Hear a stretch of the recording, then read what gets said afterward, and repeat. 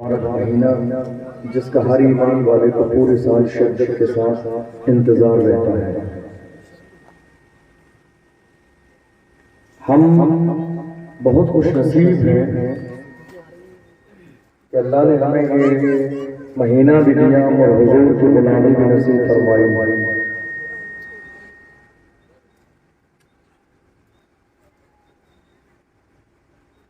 اور انشاءاللہ جب تک زندہ رہیں گے حضور کے غلام بن کے زندہ رہیں گے، اور جب دنیا سے جائیں گے تو اپنے دلوں میں حضور کی غلامی کی شمع روشن کر کے لے جائیں گے۔ اس وقت پوری دنیا جس بے چینی کے دور سے گزر رہی ہے، یقیناً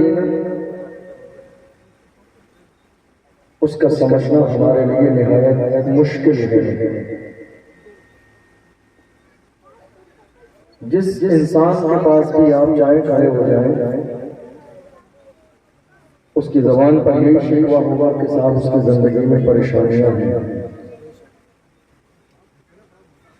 لیکن امت مسلمہ نے آج تک کبھی اس بات پر غور و فکر کرنے کی کوشش نہیں کی کہ ان کی زندگی میں جو پریشانیاں ہیں ان پریشانیوں کی آخر وجہ کیا ہے۔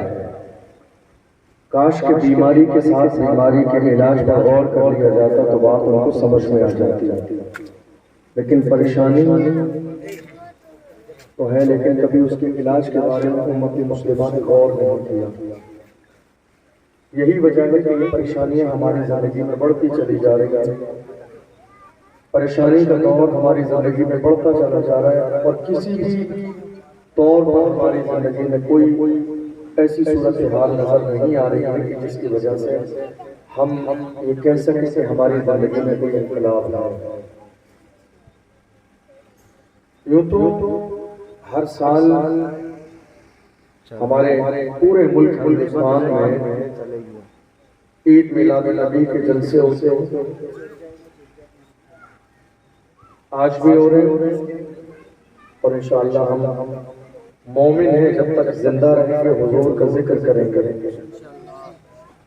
بلکہ ہم تو یہاں تک کہتے ہیں رہے گا یہی ان کا چرچا رہے گا، رہے گا یہی ان کا چرچا رہے گا، پڑے خاک ہو جائیں جل جانے والے، حشر تک ڈالیں گے ہم پیدائش مولا کی دھوم، مثل فارس نجد کے قلعے گراتے جائیں گے، خاک ہو جائیں عدو جل کر مگر ہم تو رضا، دم میں جب تک دم ہے ذکر ان کا سناتے جائیں گے۔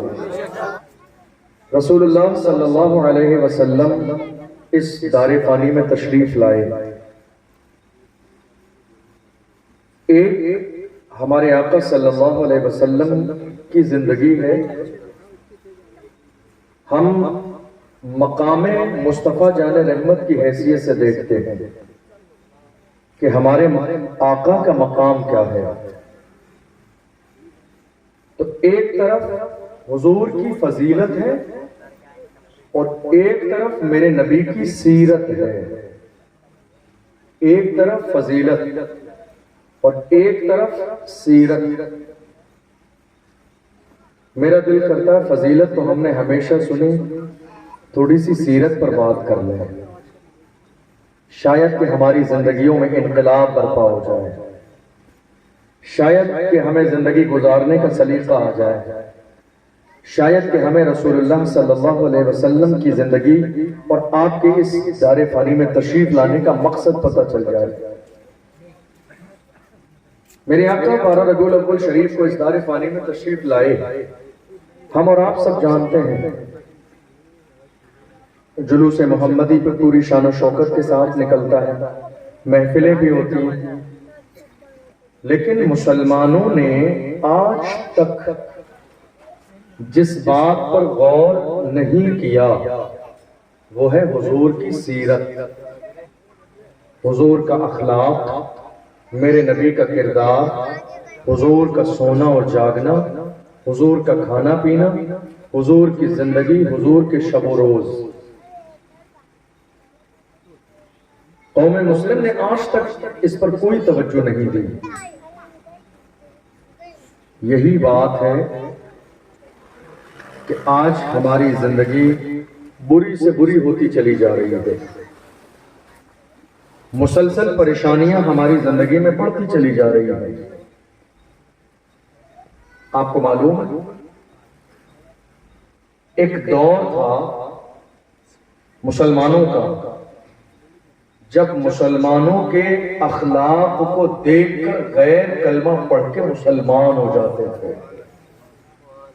مسلمانوں کے کردار کو دیکھ کر، ان کی سچائی کو دیکھ کر، ان کی صداقت کو دیکھ کر، ان کی محبت کو دیکھ کر، ان کی ایمانداری کو دیکھ کر لوگ کلمہ پڑھ کے مسلمان ہو جاتے تھے. آج قوم مسلم کا حال یہ ہے کہ غیر تو متاثر کیا ہی ہوں گے، سگے اپنے ماں باپ بھی اپنی اولاد سے متاثر نہیں ہیں. سگا بھائی کی شرارت سے محفوظ نہیں ہے. گھر میں بوڑھے ماں باپ اپنی اولاد کے غلط لہجے سے، ان کی گالیوں سے محفوظ نہیں ہے. سگے ماں باپ، بہن اپنے بھائی کے برے رویے سے محفوظ نہیں ہے. ایک بیوی اپنے برے شوہر کے رویے سے محفوظ نہیں ہے. شوہر کا جو برا رویہ ہے اسی بنیاد پر آج قوم مسلم کے اندر طلاق کی جو فراوانی ہے آپ دیکھ لیجیے. ہزاروں لاکھوں کی تعداد میں کیس دارالافتاء میں مفتی صاحب کے پاس موجود ہے، کورٹ کچہری میں موجود ہے. ہزاروں لاکھوں کی تعداد میں طلاق کے کیس. کتنے لوگوں کی زندگیاں تباہ و برباد ہو گئی، کتنے لوگوں کے نظریات بدل گئے، کتنے لوگوں کے ماحول تبدیل ہو گئے. ان ساری چیزوں کا دار و مدار صرف اس بات پر ہے کہ مسلمانوں نے اپنی زندگی میں رسول اللہ کی فضیلت تو سنی لیکن رسول اللہ کی سیرت کو کبھی قبول نہیں کیا. حضور کی فضیلت تو سنی، میرے نبی نے چاند کے 2 ٹکڑے کر دیے. ہم نے یہ سنا اور سن کر نعرے تو لگائے کہ ہمارے آقا کی شان بڑی ہے. یقیناً ان کی شان کا کیا کہنا. میرے امام نے کہا سب سے اولا و اعلیٰ ہمارا نبی، سب سے بالا و بالا ہمارا نبی، اپنے مولا کا پیارا ہمارا نبی، دونوں عالم کا دولہ ہمارا نبی. کون دیتا ہے دینے کو منہ چاہیے، دینے والا ہے سچا ہمارا نبی. سارے اچھوں میں اچھا سمجھیے جسے، ہے اس اچھے سے اچھا ہمارا نبی. سارے اونچوں میں اونچا سمجھیے جسے، ہے اس اونچے سے اونچا ہمارا نبی. قرنوں بدلی رسولوں کی ہوتی رہی، نور وحدت کا ٹکڑا ہمارا نبی. غمزدوں کو رضا مزد دیجئے کہ ہے بے کسوں کا سہارا ہمارا. ہم رسول اللہ کی فضیلت تو سنتے رہے لیکن ہم نے کبھی رسول اللہ کی سیرت پر غور نہیں کیا، حضور کے کردار پر کبھی غور نہیں کیا. آپ کو معلوم ہے ہمارے علماء اکرام جب مسجد میں یا کسی محفل میں حضور کی سیرت بیان کرتے ہیں نا، حضور کھانا کیسے کھاتے تھے، تو افسوس کہ ہماری قوم کے لوگ بور ہونے لگ جاتے. ایسا ہے یا نہیں؟ ایسے ہی ہے. ہمارے قوم کے لوگ مسلمان یہ سوچتے ہیں تقریر کا مطلب ہے بہت زیادہ شور شرابہ ہنگامہ، بہت زیادہ لچھے دار باتیں کرنے کو تقریر کہتے ہیں. تقریر اسے نہیں کہتے ہیں، وہ ایک فن ہے، ایک انداز ہے ہر عالم کا. لیکن تقریر کہتے ہیں رسول اللہ کی زندگی کو، رسول کے لائے ہوئے دین کو کلمہ پڑھنے والے امتی تک پہنچانا. کیا آج ہماری زندگی میں ہمارے نبی کا طریقہ ہے؟ کیا آج ہماری زندگی میں میرے رسول کی شریعت کا اور میرے رسول کی زندگی کا کوئی بھی طرز پایا جاتا ہے؟ آپ نے دیکھا نہیں اس وقت ہندوستان کی سرزمین کے حالات یہ ہیں. جلوس محمدی اور ایک ہندو سماج کی ریلی ایک دن پڑھنے والی ہے. بہت سارے علاقوں میں وہاں کے لوگوں نے حالات اور سچویشن کے اعتبار سے دن آگے بڑھایا، کچھ لوگوں نے اسی پر رکھا. لیکن ایک الگ سا طوفان ہمارے ملک میں ہے آج کی تاریخ میں جلوس محمدی کے حوالے سے. نہیں صاحب، حضور کی محبت ہمارے دل میں ہے، ہم حضور کے عاشق ہیں، حضور کے نام پہ گردن کٹا دیں گے۔ میں کہتا ہوں اگر تم حضور کے سچے غلام عاشق ہو جاتے نا تو گردن کٹانے کی نوبت نہیں آتی۔ اگر تم اللہ کے گھر میں گردن جھکا دیتے، اگر تمہاری گردن جھک جاتی اللہ کے گھر میں، گردن کٹانے کی نوبت آتی نہیں۔ جو شخص رسول کے حکم پر اللہ کے گھر میں مسجد میں گردن جھکا نہ سکے وہ رسول کے نام پہ گردن کٹا کیسے سکتا؟ یہ جھوٹ بات ہے، یہ غلط بات ہے، یہ دھوکہ ہے، یہ جذباتی جملے ہیں آپ کے۔ آپ گردن کٹا دیں گے، آپ گردن کٹا دیں گے، ہو ہی نہیں سکتا، ہم مان ہی نہیں سکتے۔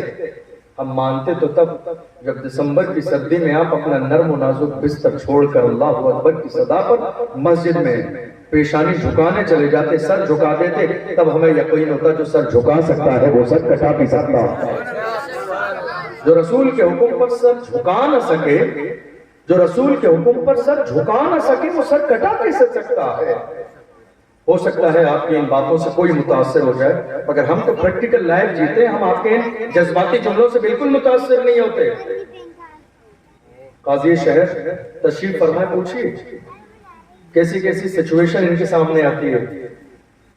اس ناچیز کو بھی یہی ذمہ داری ملی ہوئی ہے 4 سال سے، بھیلواڑہ کی سرزمین پر۔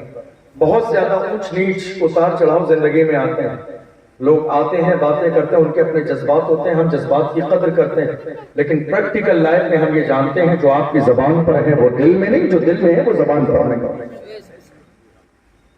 آپ کہہ رہے ہو گردن کٹا دو گے، ہرگز نہیں، ہرگز نہیں کر سکتے آپ۔ جو سر اللہ کے ہاں جھک سکتا ہے نا اس کو کٹنے کی نوبت ہی نہیں آئے گی۔ ڈاکٹر اقبال نے فرمایا تھا وہ ایک سجدہ جسے تو گرا سمجھتا ہے، وہ ایک سجدہ جسے تو گرا سمجھتا ہے، 1000 سجدوں سے دیتا ہے آدمی کو نجات۔ اے مسلمان، وہ ایک سجدہ جو اللہ کے سامنے کیا جاتا ہے وہ تیرے لیے بھاری ہے، لیکن یاد رکھ تیرا ایک سجدہ جو اللہ کے سامنے ہوگا دنیا کی ہر باطل طاقت سے تیرے سر کو محفوظ کر دے گا۔ تیرا سر نہ دولت کے سامنے جھکے گا، نہ پاور کے سامنے جھکے گا، نہ نیتاؤں کے سامنے جھکے گا، نہ وقت کے فرعون کے سامنے جھکے گا، اس لیے کہ میرے نبی فرماتے جو سر اللہ کے سامنے جھکتا ہے اللہ دنیا کی ہر طاقت کے سامنے اس کے سر کو جھکنے سے محفوظ کر دیتا ہے۔ حضور کی غلامی فضیلت اپنی جگہ ہے، لیکن سیرت اس وقت امت مسلمہ کے لیے سب سے زیادہ ضروری چیز ہے۔ کاش کہ قوم مسلم نے رسول اللہ کی سیرت کو پڑھ لیا ہوتا تو آج حالات یہ نہ ہوتے۔ حضور کی سیرت آپ غور کیجئے، تھوڑے سے زمانے پہلے کی بات ہے، محرم گزرا، امام حسین کی شہادت کے نام پر یہ ڈھول بجانے والے کون تھے؟ کون تھے یہ ڈھول بجانے والے؟ کیا مسلمان نہیں ہے یہ؟ نہیں، اپنے آپ کو فخر کے ساتھ مسلمان کہتے ہیں۔ مسجد کے دروازے پہ جنہوں نے 10 محرم کو ڈھول بجایا نماز کے وقت، کون تھے یہ؟ کیا یہ مسلمان نہیں تھے؟ یہ فخر کے ساتھ اپنے آپ کو مسلمان کہتے ہیں۔ تم کہہ رہے ہو تمہارے دل میں امام حسین کی محبت میں کیسے مان لوں؟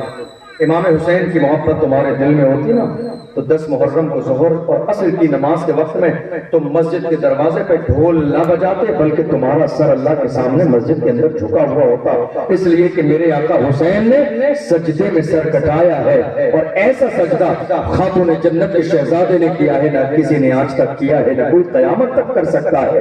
تم حسین کی محبت کی بات کرتے ہو، مسجد کے دروازے پہ ڈھول بجا رہے ہو، نماز کا وقت نکلتا چلا جا رہا ہے، منع کیا جا رہا ہے، تمہاری ناک کا مسئلہ ہے، تمہاری غرور اور تکبر کا مسئلہ ہے، ماننے کے لیے تیاری نہیں ہو، پوری قوم کے اندر تفرقہ پھیل جا رہا ہے، لڑائی جھگڑے کے مسائل آ جا رہے ہیں۔ نہیں صاحب، ہم کمزور ہیں۔ امام حسین کی محبت، امام حسین کی محبت کا مطلب ڈھول بجانا نہیں، 5 وقت کی نماز پڑھنا۔ یہ جو بارش ہو رہی تھوڑی سی، آپ کی تو نماز اس بارش میں چھوٹ جاتی ہے، سر میں ذرا سا آپ کا درد ہے، آپ کی نماز چھوٹ رہی ہے۔ خاتون جنت کے شہزادوں سے پوچھو کہ کربلا میں تم 3 دن بھوکے پیاسے تھے، کیا تمہارا ایک وقت کا بھی سجدہ قضا ہوا؟ کیا ایک سجدہ تمہارا قضا ہوا؟ 6 مہینے کے علی اصغر بھوکے پیاسے رہے. کیا ام رباب، ام بنین، شہربان و سکینہ کا کوئی سجدہ قضا ہوا؟ کیا حسین کی بہن زینب کا کوئی سجدہ قضا ہوا؟ کیا علی اکبر اور علی اصغر کا کوئی ایک سجدہ قضا ہوا؟ یہی سمجھنے والی بات ہے. ہم جن کی غلامی کا پٹا اپنے گلے میں ڈالے ہوئے ہیں، لیکن ان کی سیرت ہماری نگاہوں کے سامنے نہیں ہے، ان کی زندگی ہماری نگاہوں کے سامنے نہیں ہے. آپ کو معلوم ایک دور وہ تھا ہمارے اس اسٹیج پر ہمارے بزرگ بیٹھے، آپ معلوم کیجئے، جب محلے کا کوئی نوجوان شرارت کرتا تھا تو بھلے ہی والد کو معلوم نہ ہو، ماں کو معلوم نہ ہو، محلے کا بزرگ بھی اس کے چہرے پہ 2 تھپڑ مار کے اس کی غلطی کو سدھارنے کی ہمت رکھتا تھا. لیکن آج حالت یہ ہے، سگے باپ میں یہ ہمت نہیں ہے، سگے باپ میں یہ جرت نہیں ہے جو اپنے بیٹے کو غلطی پر ڈانٹتا. سگی ماں کے اندر یہ جرت نہیں ہے جو اپنے اولاد کو ڈانٹ دے کے وہ جانتے ہیں وہ خود اس گھر میں سر جھکا کے اپنی عزت کو بچا کے رہتے ہیں. وہ جانتے ہیں اگر میں نے ڈانٹا تو کہیں ایسا نہ ہو کہ بدلے میں میری اپنی بے عزتی ہو جائے. ماں خوف کے عالم میں زندگی گزار رہی ہے، بوڑھا باپ خوف کے عالم میں زندگی گزار رہا ہے. یہ آج قوم مسلم کے گھر ہے. یہ ہمارا اخلاق ہے، یہ ہمارا کردار ہے. جس رسول کے ہم ماننے والے ہیں ان کی شان یہ تھی، اگر ان کی چوکھٹ پہ دشمن بھی آ گئے تو اپنے کاندھے سے اٹھا کے انہوں نے چادر زمین پہ بچھا دی اور بٹھا دیا. اور جب آنے والا دشمن ان کی چادر پر بیٹھتا تھا، اخلاق دیکھ کے کلمہ پڑھ کے مسلمان ہو جاتا تھا. آج ہمارے ماں باپ کی کنڈیشن کیا ہے کہ ہمارے ماں باپ ہمارے گھر میں رہ کر خوف والی زندگی گزار رہے ہیں. 60 سال کے باپ کو یہ جرت نہیں ہے 20 سال کے بچے کو ڈانٹ دے. ڈر ہے کہ کہیں بھاگ نہ جائے، ڈر ہے کہ کہیں زہر نہ کھا لے، ڈر ہے کہ کہیں ناراض نہ ہو جائے، اور ڈر اس بات کا بھی ہے کہ کہیں لوٹ کے مجھے الٹا سیدھا نہ بول دے. یہ دور آج آ گیا. حالات بہتر نہیں ہو رہے، حالات بگڑتے چلے جا رہے ہیں. ذمہ دار کون ہے؟ اس کا ذمہ دار ہم خود ہیں. ہم نے اپنی اولاد کو دنیا تو سکھائی لیکن دین نہ سکھایا. جو ماں آج رو رہی ہے نا، اور جو باپ آج اپنی اولاد سے پریشان رو رہا ہے، ذمہ دار وہ خود ہے. سردی کے زمانے میں آپ دیکھ لیجئے، دسمبر میں، جنوری میں، فروری میں، جب صبح 6 بجے 7 بجے اسکول جانا ہوتا ہے بچوں کو، بالکل فجر کا وقت بھی اسی وقت ہوتا ہے، تو حالت یہ ہوتی ہے کہ ماں 6 بجے اٹھ کر اس کے کپڑے بھی دھو دیتی ہے، ناشتہ بھی بنا دیتی ہے. اتنی سردی میں والد اٹھ کر اس کو اسکول چھوڑنے بھی چلا جاتا ہے. یہ حال ہے. لیکن کبھی ایک دن بھی باپ اپنے بچے کو مدرسے چھوڑنے کے لیے گیا؟ کبھی نہیں گیا. بچہ مدرسے پڑھنے کے لیے جاتا ہے یا نہیں جاتا ہے، باپ کو کوئی پرواہ نہیں ہے ذرے کے برابر. اسکول تو گاڑی پر بائک پر بٹھا کر لے گیا انگلی پکڑ کے تعلیم حاصل کرنے کے لیے. کبھی باپ اپنی اولاد کو انگلی پکڑ کے اللہ کے گھر میں مسجد میں لے گیا پیشانی جھکانے کے لیے. جوانی کے دور میں تم رو رہے ہو، جوانی کے دور میں تمہاری آنکھوں میں آنسو ہے کہ تمہاری اولاد نافرمان ہے. ذمہ دار محلے والے پڑوسی نہیں ہیں، ذمہ داری تمہاری ہے کہ تم نے سب کچھ دیا مگر اس کے ہاتھوں میں رسول اللہ کا دین نہ دیا. تم نے اپنی اولاد کے ہاتھ میں مصطفیٰ جان رحمت کی شریعت نہ دی. کاش کہ رسول اللہ کی شریعت کا سبق تم نے پڑھایا ہوتا تو اسے معلوم ہوتا. میرے نبی نے فرمایا الجنت تحت اقدام امہاتکم، جنت تمہاری ماں کے قدموں کے نیچے. کاش تم نے رسول اللہ کا دین پڑھایا ہوتا، کاش تم نے رسول کی شریعت اپنی اولاد کو پڑھائی ہوتی تو وہ جانتے میرے نبی نے کیا فرمایا. حضور کی سیرت میں سب کچھ ہے، کوئی زندگی کا ایسا پہلو نہیں ہے میرے رسول کی سیرت میں نہ. مجھے یاد آتا ہے حضور کا اخلاق غیروں کے ساتھ. اسلام کا ابتدائی دور ہے، اسلام کے ابتدائی دور میں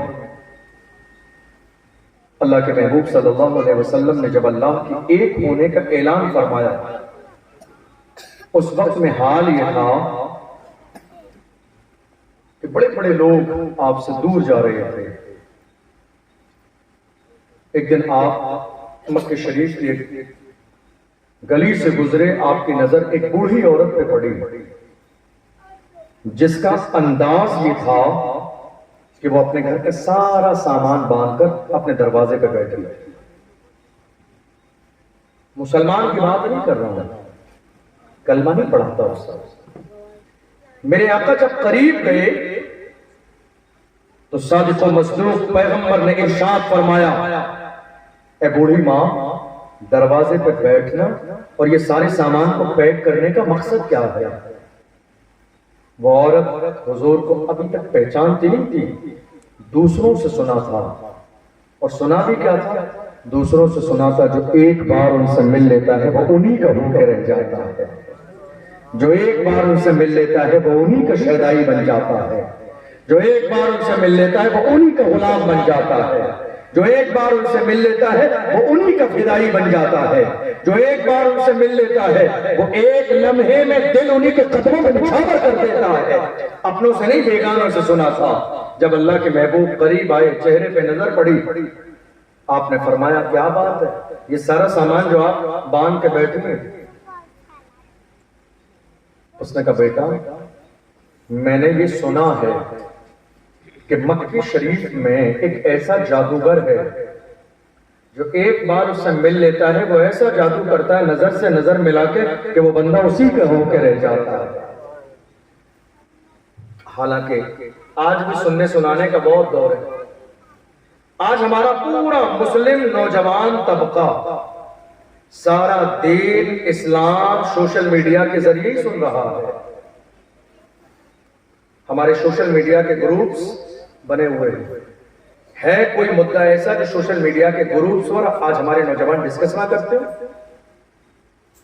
ساری لڑائی، سارا جھگڑا، سارا فساد سوشل میڈیا کے گروپس پر، اور وہ بھی دین کے حوالے سے، نماز کے بارے میں، مسجد کے بارے میں، جلوس کے بارے میں.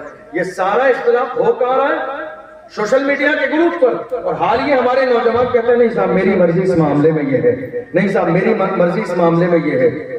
تمہاری مرضی اس معاملے میں کیوں ہے؟ تم مفتی صاحب ہو، تم حضرت حضور ہو، شیخ الاسلام ہو، تمہاری مرضی کیوں؟ تمہاری رائے کو کیا دخل ہے؟ الحمدللہ ہمارے درمیان قرآن ہے، حدیث ہے، اہل بیت ہے، اور یہ اسٹیج پر بیٹھنے والے معزز علماء کرام ہیں. یہ بتائیں گے ہمیں دین کے اعتبار سے کس انداز میں چلنا ہے. اس میں یہ کہہ دینا میری رائے یہ ہے، نہیں، تمہاری رائے کی ضرورت نہیں ہے. تمہارے لیے لازم ہے پہلے کلمہ پڑھنے کا، نماز روزے کا طریقہ سیکھو. میری رائے یہ ہے، اس رائے کو کیا دخل ہے دین کے معاملے میں؟ آج چھوٹی چھوٹی باتیں، سنی سنائی باتیں اتنی شیئر ہوتی ہیں.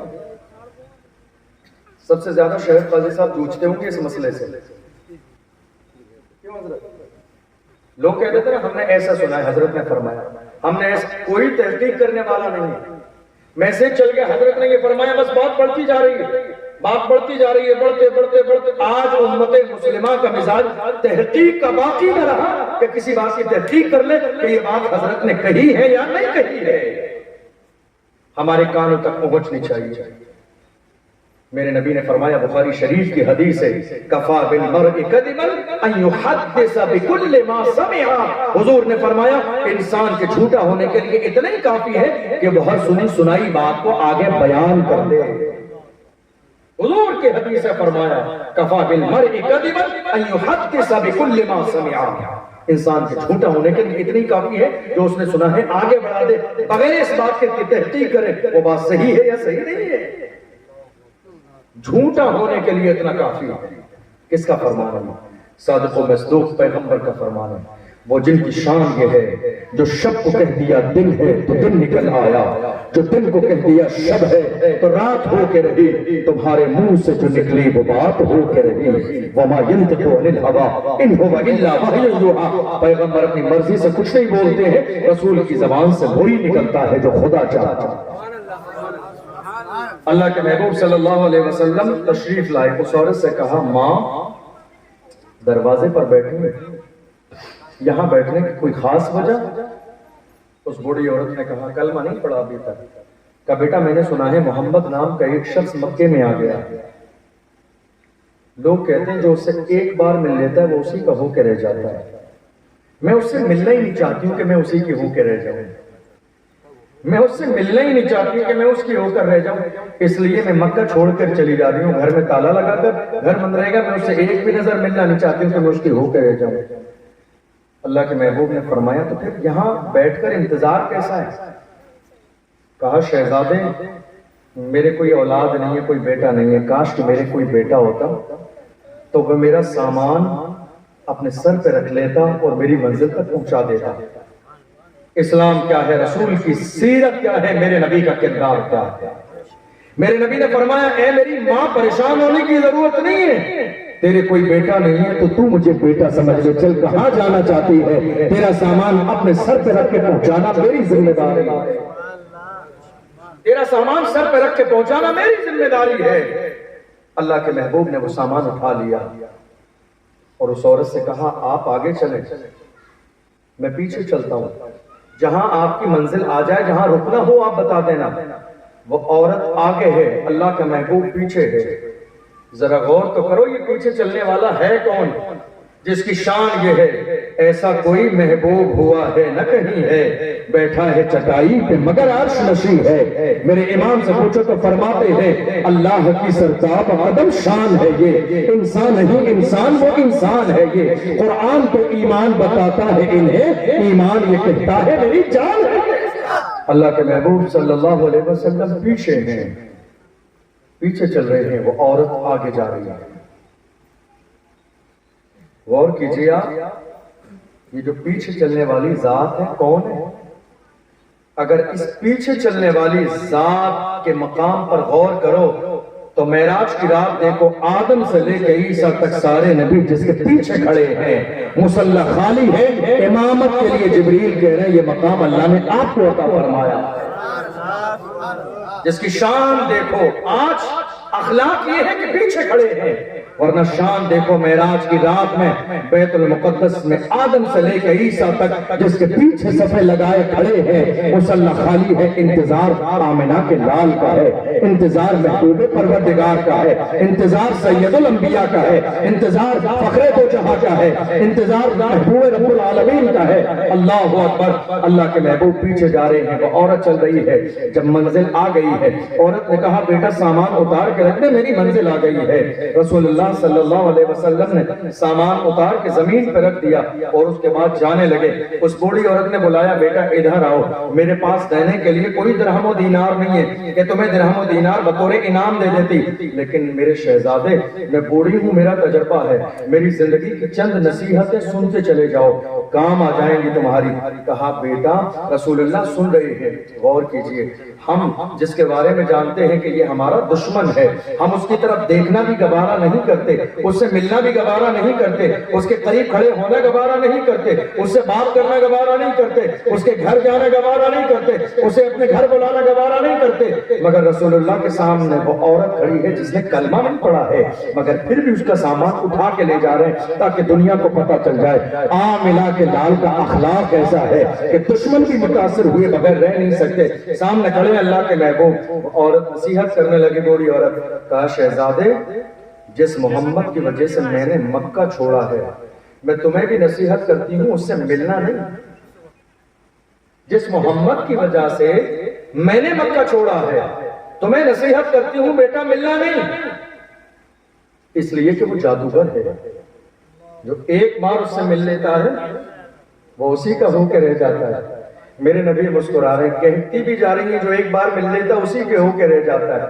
جب ساری باتیں ماں نے اپنے دل کی کہہ لی تو میرے رسول نے مسکرا کے فرمایا تم جسے پاگل مجنون جادوگر کہتی ہو وہ میں ہی محمد تیری نگاہوں کے سامنے کھڑا ہوں۔ تم جسے پاگل مجنون کہتی ہو وہ میں ہی محمد ہوں تیری نگاہوں کے سامنے کھڑا ہوں۔ دیکھ لے دیکھ لے دیکھ لے جو تو نے کہا کہ وہ ساری چیزیں میرے اندر ہیں۔ جب اس عورت نے دیکھا اوپر سے لے کے نیچے تک دیکھتی کی دیکھتی رہ گئی۔ محمد جس کو دنیا نے مجنون کہا معاذ اللہ، جسے پاگل کہا، جسے جادوگر کہا، اس کی تو اس کائنات میں کوئی مثال نہیں ہے۔ قدموں میں گری، قدموں کو پکڑ کے کہتی ہے شہزادے اور اے اللہ کے پیغمبر اب اپنے قدموں سے دور نہ رکھو، کلمہ پڑھا کے مسلمان کر دو۔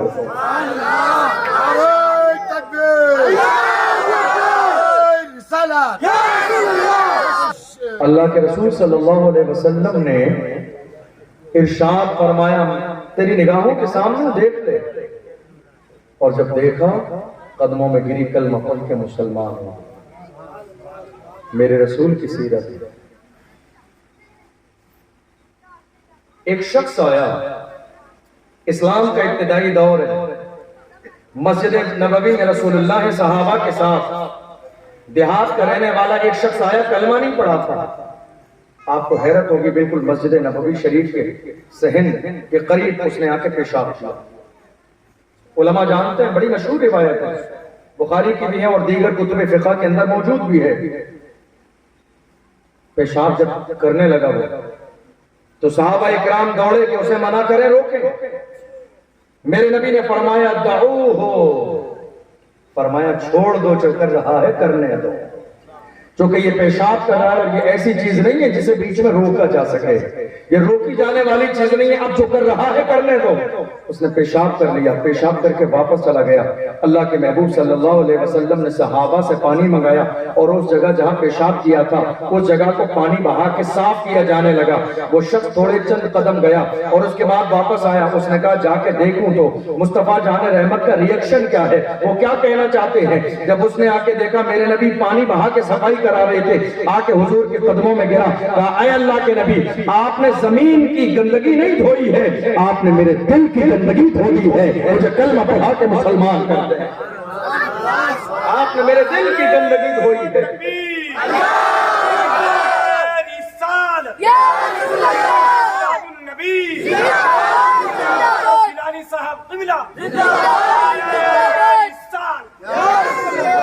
اللہ کے محبوب صلی اللہ علیہ وسلم کی اگر میں اخلاق پر مثالیں بیان کروں تو بے شمار مثالیں ہیں. لوگ کہتے ہیں اسلام تلوار کی بنیاد پھیلا، بہت اچھی بات ہے. ہم بھی تو یہی کہتے ہیں، ہم بھی یہی کہتے ہیں اسلام تلوار کی بنیاد پر پھیلا. ہم نے کب منع کیا؟ ہم بھی یہی کہتے ہیں، ہم بھی یہی کہتے ہیں اسلام تلوار کی بنیاد پر پھیلا. مگر فرق یہ ہے کہ وہ تلوار لوہے کی نہیں، کردار رسول کی تلوار تھی، وہ اخلاق رسول کی تلوار تھی، وہ محبت رسول کی تلوار تھی، وہ رسول اللہ کے اسوہ حسنہ کی تلوار تھی. جدھر جدھر بھی گئے وہ کرم بھی کرتے گئے، کسی نے مانگا نہ مانگا وہ چولی بھرتے گئے. منگتا تو ہے منگتا کوئی، شاہوں میں دکھا دو جس کو میرے سرکار سے ٹکڑا نہ ملا ہو. آتا ہے فقیروں پہ انہیں پیار کچھ ایسا، خود بھیک دیں اور خود کہیں منگتے کا بھلا ہو. اس وقت دنیا میں بہت سارے لوگ آپ کو نظر آئیں گے جو ہماری اور آپ کی عورتوں کے لیے بڑے فکر مند ہیں.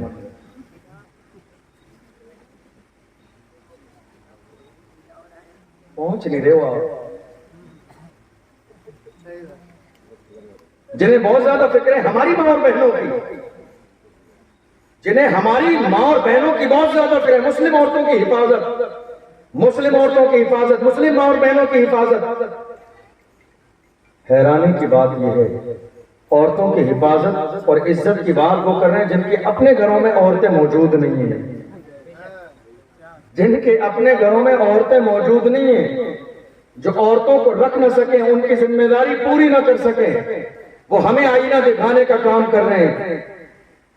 ورنہ حال یہ ہے دنیا میں جیسا مقام اسلام نے عورتوں کا بتایا ہے ویسا مقام دنیا کے کسی مذہب نے عورت کے لیے نہیں بیان کیا. ہمیں آپ سے سیکھنے کی ضرورت نہیں ہے عورتوں کا مقام کیا ہے، آپ سے سمجھنے کی ضرورت نہیں ہے ہمیں عورتوں کا مقام کیا ہے. دیکھو غور کرو، ایک عورت کی زندگی میں 3 مرحلے ہوتے ہیں. ایک عورت کی زندگی میں 3 مرحلے ہوتے ہیں. جب پیدا ہو تو وہ بیٹی ہے، جب پیدا ہو تو بیٹی ہے، جوان ہو جائے شادی کر دو تو کسی کی بیوی ہے، اور جب اللہ اس کو اولاد دے تو وہ کسی کی ماں ہے. 3 مرحلے ہیں. دنیا تو کہتی ہے عورت کی عزت کرو، بس ڈائریکٹ مطلقاً عزت کرو، لیکن اسلام نے کہا نہیں، 3 مرحلے ہیں. پیدا ہونے کے بعد بیٹی ہے، شادی ہو جائے بیوی ہے، اولاد پیدا ہو ماں ہے. 3 مرحلے ہیں ایک عورت کی زندگی میں، بیٹی ہے، بیوی ہے، ماں ہے. اور اسلام نے تینوں مرحلوں میں الگ الگ عورت کو عزت دی ہے، الگ الگ مرحلوں میں عورت کو عزت دی ہے. میرے نبی نے فرمایا بیٹی ہے تو باپ کے لیے رحمت، بیوی ہے تو شوہر کے لیے نعمت، اور جب ماں بن جائے تو اس کے قدموں کے نیچے جنت ہے. بیٹی ہے تو باپ کے لیے رحمت، بیوی ہے تو شوہر کے لیے نعمت، جب یہ ماں بن جائے تو اس کے قدموں کے نیچے جنت۔ تینوں مرحلوں میں اسلام نے عورت کو عزت دی، اور غور کیجئے کیسی عزت دی۔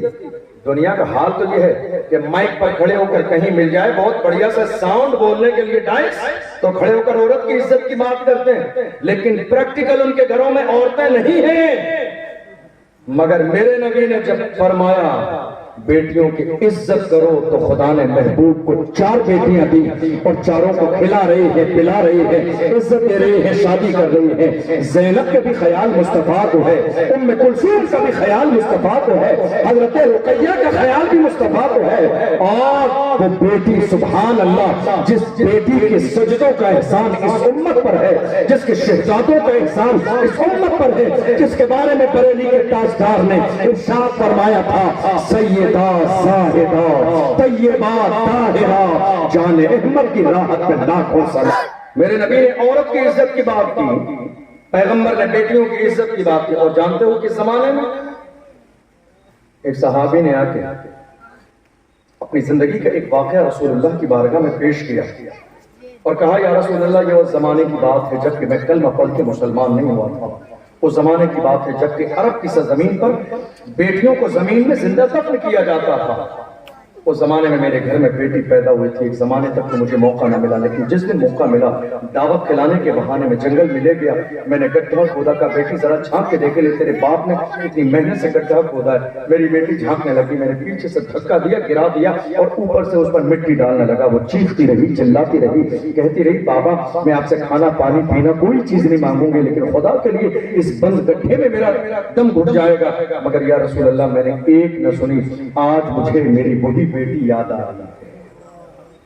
میرے نبی کے سامنے جب زندگی کا واقعہ سنایا، اللہ کے محبوب صلی اللہ علیہ وسلم کی آنکھوں میں آنسو آئے۔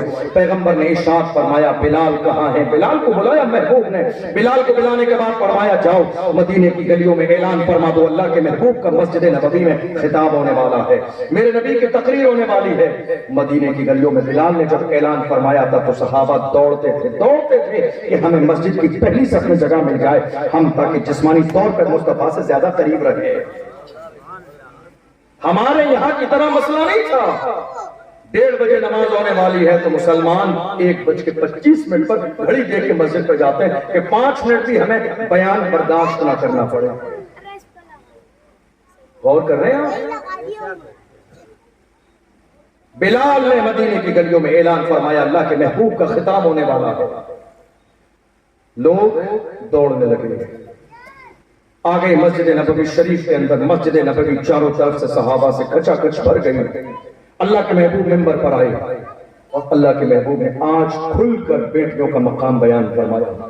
میرے نبی نے فرمایا من کن لہو ثلاث بنات فصبر علیہن وسقاہن وکساہن کن لہو حجابا من النار۔ میرے نبی نے فرمایا یاد رکھو اللہ نے جسے 3 بیٹیاں دی ہیں وہ محبت کے ساتھ ان کی پرورش کرے، انہیں کھلائے پلائے، ان کا دل نہ توڑے اور عزت کے ساتھ شادی کر کے ان کو رخصت کر دے، وہ باپ جنتی ہے۔ اے زمین میں دفن کرنے والوں تمہارے جنت میں جانے کا ذریعہ بیٹی کی تربیت ہے۔ کسی نے کہا یا رسول اللہ 2 بیٹیاں ہیں 3 نہیں ہیں، فرمایا جا عزت کے ساتھ جا کے کھلا پلا تربیت کر کے شادی کر دے تو بھی جنتی۔ کسی نے کہا یا رسول اللہ 1 ہی بیٹی ہے، فرمایا تو بھی جنتی ہے۔ دریائے کرم جوش میں ہے، کسی نے کہا یا رسول اللہ بیٹی نہیں ہے، پیغمبر نے ارشاد فرمایا دوسرے کی بیٹی کو اپنی بیٹی سمجھ کے محبت کر تو بھی جنتی ہے۔ عورت کی عزت کی بات کرنے والے یہ کب سمجھیں گے؟ پیغمبر نے آج اعلان فرمایا کہ جس کو اللہ نے 3 بیٹیاں دی، جس کو پیغمبر نے ارشاد فرمایا 3 بیٹیاں ملی، عزت کے ساتھ شادی کرتے وہ باپ جنتی ہے۔ ایک طرف میرے نبی اعلان فرما رہے ہیں، مگر اس اعلان سے زیادہ رسول اللہ کے 4 بیٹیاں موجود ہیں، اور کیا کہنے اللہ اکبر۔ اور میرے نبی کی زندگی کی ایک مثال پیش کروں کہ بیٹیوں کی کتنی احترام اور جو ہے تعظیم کرتے تھے میرے نبی۔ حدیث میں ہے اذا دخلت علی النبی صلی اللہ علیہ وسلم فقام الیہا فقبلها واجلسها فی مجلسہ۔ حدیث میں ہے کہ جب خاتون جنت فاطمہ زہرا رسول اللہ کی بارگاہ میں آتی تھی تو میرے نبی فاطمہ کے استقبال کے لیے اٹھ کر کھڑے ہو جاتے تھے۔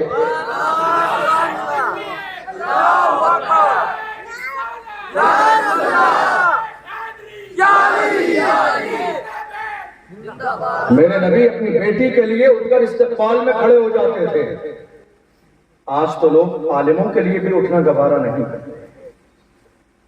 بڑے بڑے عالم ہمارے قریب سے گزر جاتے ہیں, ہم ان کے قریب خود جا کے سلام کرنا بھی گوارا نہیں کرتے, مصافحہ کرنا گوارا نہیں کرتے, ان کی تعظیم کے لیے اٹھنا گوارا نہیں کرتے. مگر دیکھو یہ اٹھنے والا کون ہے؟ اللہ کا محبوب ہے. یہ اٹھنے والا کون ہے؟ جس کی تعظیم کے لیے اللہ نے پوری کائنات کو پیدا فرمایا. اور امام سے پوچھو تو میرے امام نے فرمایا, وہ جو نہ تھے تو کچھ نہ تھا, وہ جو نہ ہو تو کچھ نہ ہو, جان ہے وہ جہان کی, جان ہے تو جہان ہے, سر عرش پر ہے تیری گزر, دل فرش پر ہے تیری نظر, ملکوت ملک میں کوئی شے نہیں وہ جو تجھ پہ عیاں نہیں. اللہ اکبر. وہ محبوب جس کے لیے پوری کائنات کو اللہ نے پیدا فرمایا.